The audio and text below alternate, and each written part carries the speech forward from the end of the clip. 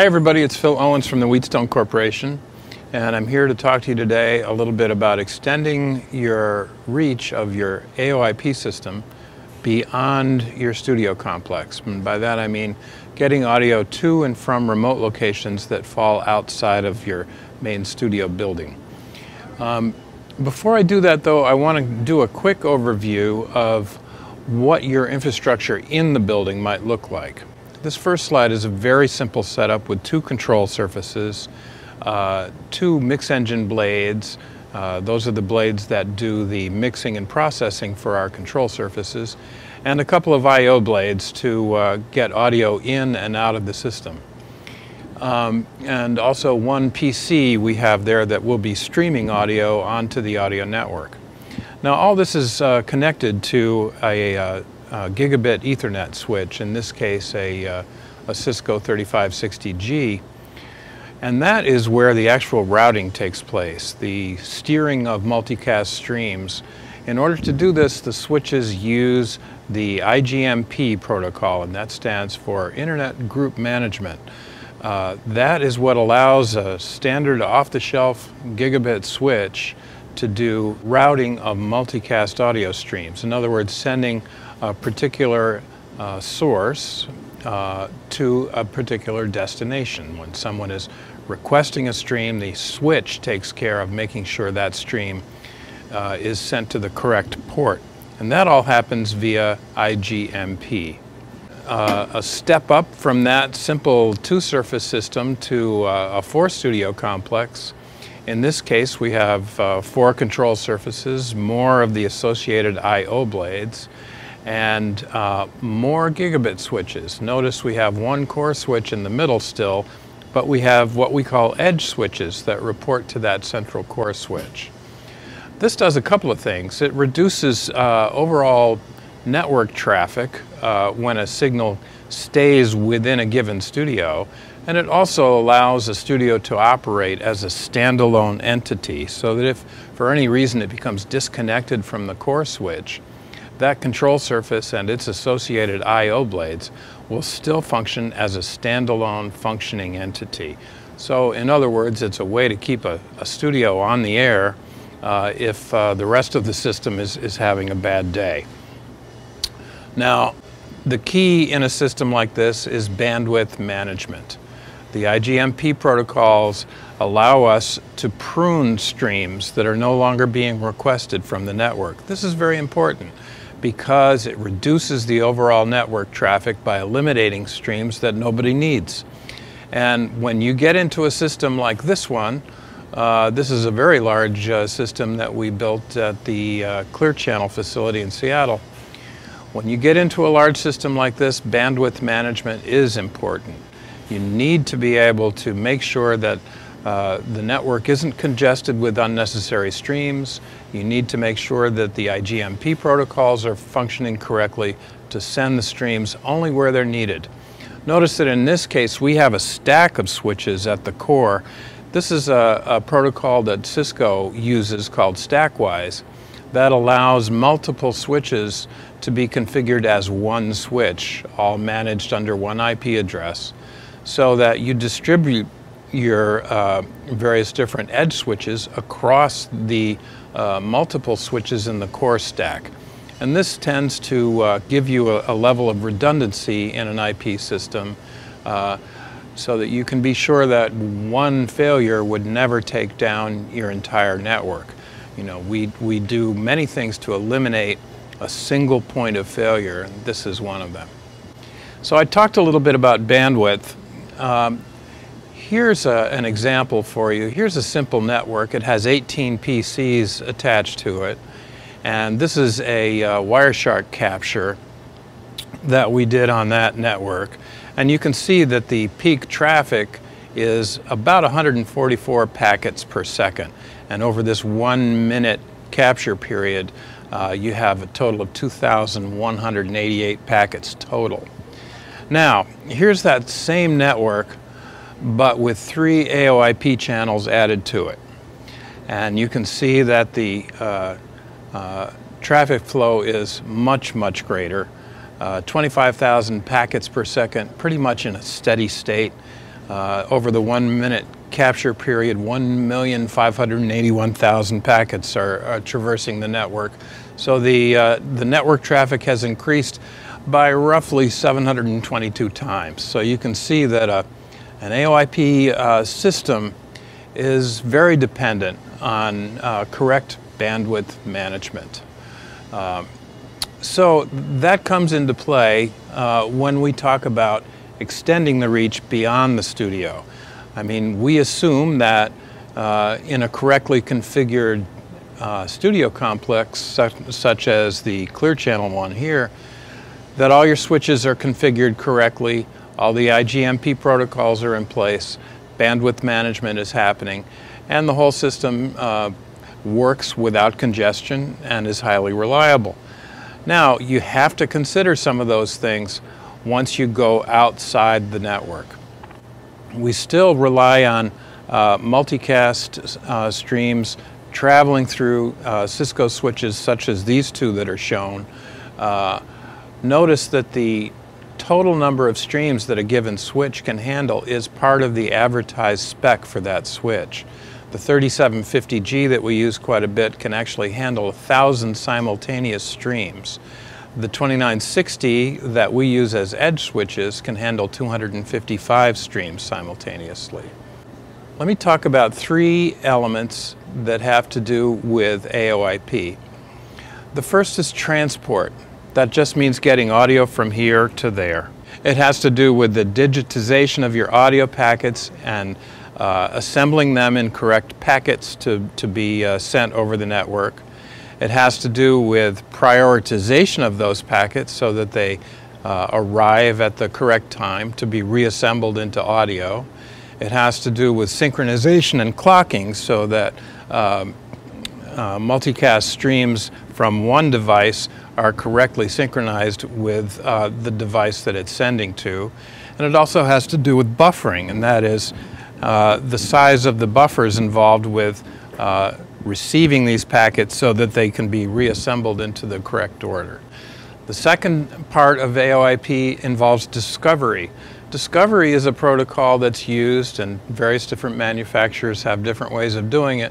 But basically, when you're communicating with another device on the network, it'd be good to know what it is. You want to know what sources it has available, what those sources are named, how those sources might have logic and control associated with them. That's all part of the discovery process.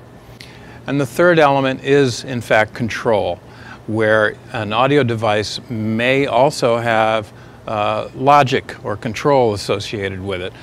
A simple example is a PC that needs to have its playback started and stopped. That's an example of logic control that can be transmitted over the network. In order to have a fully functional AoIP transport system, you want to be able to incorporate all three of those properties: transport, discovery, and control.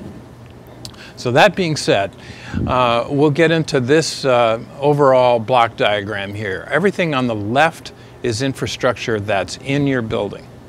The things that we talked about with the studio complex and your audio network with blades and correctly configured Ethernet switches and control surfaces. Everything on the right is stuff that can happen outside of your facility. And I'm going to talk about those three things one at a time. From the top down, it's audio that's being sent over internet. In the middle, it's audio over a fiber connection. And on the bottom, it's audio that can be sent and received over an IP radio setup. So the first of these methods I'd like to talk about is fiber. Now, we're very fortunate in that part of the IT infrastructure that we use to build an AoIP system involves modern gigabit switches. And virtually all of those switches these days, except for the very smallest ones, are going to be equipped with a fiber port, or a port that is capable of transceiving with a fiber device. So as we look at this slide, the orange line represents the fiber connection. Notice that it's going from a GBIC port on the upper switch to a GBIC port on the lower switch, and I/O blades are connected to the switches on either end. In this case, the remote blades become a seamless extension of your core system. It's just as if they were in the next room, but they can be 50 miles away, connected via fiber. So really what we're doing here is leveraging your investment in the IT infrastructure, taking advantage of some of the features that modern switches have to extend your AoIP network over what can end up being very long distances. The SFP that I talked about, notice on the right side of this switch, there is a GBIC port, and that allows you to plug in a fiber transceiver. Those transceivers come in various different flavors. You can use single mode fiber or multi-mode fiber, and that actually is going to determine, amongst other things, the length, the distance that you can transmit over. When you buy GBICs, you'll see a chart similar to this one, where the GBICs specify what type of fiber, multi-mode or single mode, they use, what diameter fiber they're equipped to handle, and also the distance that they can transmit over. So you want to select your GBICs carefully, make sure they match your application. But once you do that, you will end up with a fully functioning remote facility that, as I said before, behaves just like it's in the next room. This example shows an installation that we did in France that actually links two football stadiums. Each stadium has a pretty extensive intercom system that's linked to our blade system via a MADI connection. That's 64 time domain multiplex digital audio signals that go directly into our blade network. And then at each end there's a gigabit switch with a fiber connection. In this case, that fiber connection goes for 150 kilometers to an identical setup on the other end. And so what that gives us is a fully functional intercom that traverses a great distance, that lets people in one stadium to freely talk to many different destinations at the other end and vice versa. So that's an example of fiber transport that gives us complete transport, discovery, and control over a great distance in this case. So now the next application that I want to talk about is the IP radio link. This is something that's gotten very popular lately because the price of these radios has come down and down and down, making it a very affordable way to send audio over IP over distance, whether it's across the parking lot or a 10-mile hop. Folks are using these for studio transmitter links at this point. Many different applications for this type of a system. So here you can see that on one side we have the IP radio connected to a gigabit switch, connected to a blade, and various devices, in this case on the transmitter end. And that corresponds to the devices at the studio side, where you have your regular studio complex and an IP radio there. One nice thing about using blades in a system like this is that blades have built-in intelligence, and so at the transmitter end they can make decisions all on their own. If they happen to lose the connection over the IP radio, an intelligent device like the blade has built-in silence sensing. So all by itself it can say, hey, I lost my IP radio connection, let's start up an automation playback that exists out at the transmitter.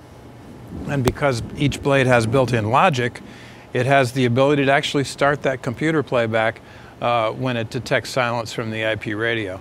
There are lots of advantages of the intelligent blade network. That's just one of them that's very useful in this particular application. Now, as far as the radios go themselves, that's something that Wheatstone doesn't do too much, but I can tell you that at this point There are many options available, from the unlicensed 5.8 gigahertz frequency range to the licensed 6, 11, 18, and 23 gigahertz. Many different power ratings that handle different distance needs.